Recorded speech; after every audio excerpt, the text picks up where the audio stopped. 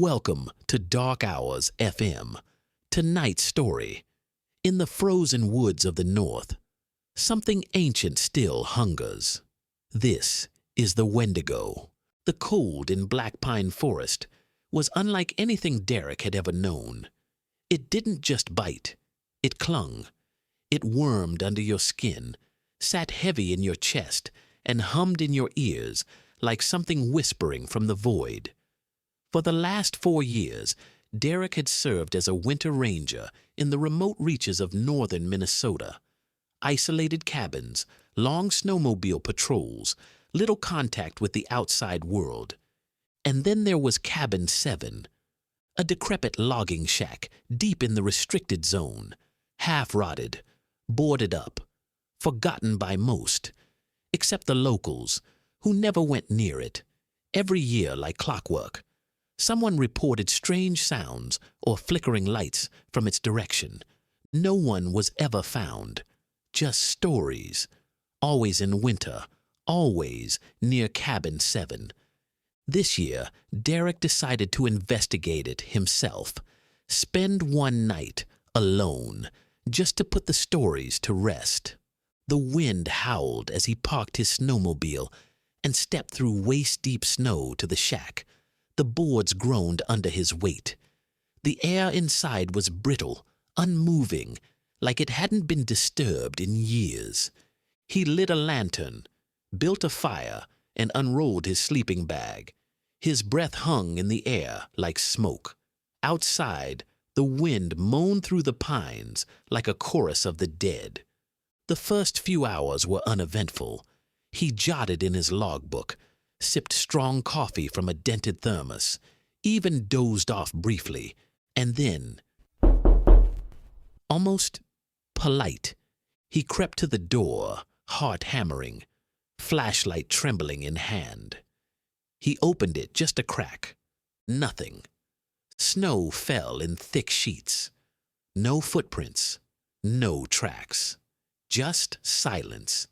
He turned back. Behind him, from the opposite wall, he spun. Nothing again.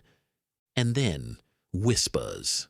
Not wind, not creaks, but syllables.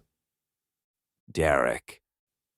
The voice was breathless, throaty, like it came from something that didn't have lungs to speak properly. He bolted the door and threw more wood on the fire, but it refused to warm the room. His fingers trembled. The lantern flickered.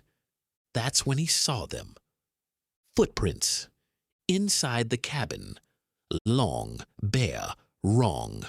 They led from the frost-rimed window across the floor to the back wall, as if something had stepped into the room through solid wood. Then, movement. A shadow near the fire. He turned. It stood taller than a man, emaciated, skin tight like dry leather stretched across bones. Its jaw hung crooked, too wide, filled with splintered teeth. Antlers grew from its skull, gnarled and jagged, tangled in bits of fur and sinew. Its eyes, cold, not glowing, not human, just bottomless. It didn't charge. It simply watched, as if savoring. And then it spoke. So hungry. Derek ran, crashed through the door into the blizzard. The air outside was no warmer. He dove onto his snowmobile and gunned it down the trail. The engine screamed. Behind him, something followed, not with footsteps, but faster than wind. Through the rear-view mirror, he saw it keeping pace in the trees, long limbs, head lolling. Antlers cutting through the air like knives. He didn't look back again. He woke in a hospital 2 days later. A search team found him unconscious near mile marker 72, his snowmobile shattered in a tree. They said he'd been talking in his sleep, repeating one word. Wendigo. He never returned to duty. He stopped speaking to friends, stopped sleeping, but he drew, pages and pages of it.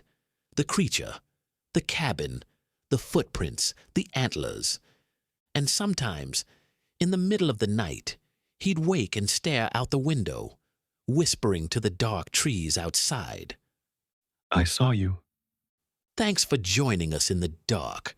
Some stories fade with the light. Others stay with you. We'll see you next time, if you make it.